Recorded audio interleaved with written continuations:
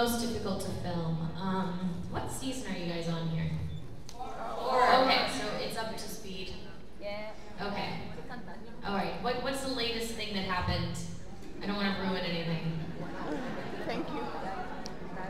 What happened?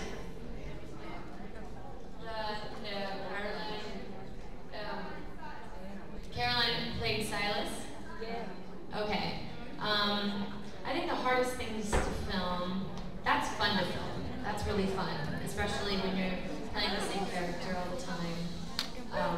It's really fun to be a different version of yourself. I feel like a lot of actors say, it's just nice to be someone else every day.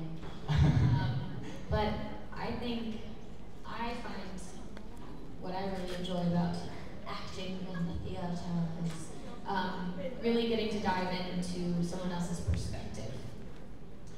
And so, I mean, it just so happens, I think in television it happens maybe more often than not, that you kind of get hired for someone that you're a little bit more like.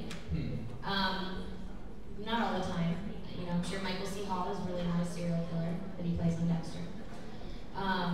But I mean, I just happen to be very similar to Caroline in a lot of ways. But I don't think that's across the board. I don't think it makes you better or worse. I think it just sometimes that's how it pans out. And other times you could be nothing like your character.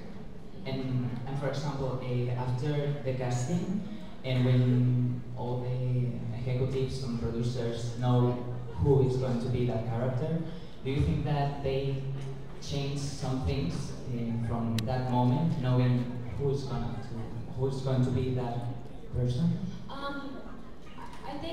I think it's just a natural progression. I think that's why when you see the pilot episode, which is always the very first episode of the series, everyone feels a little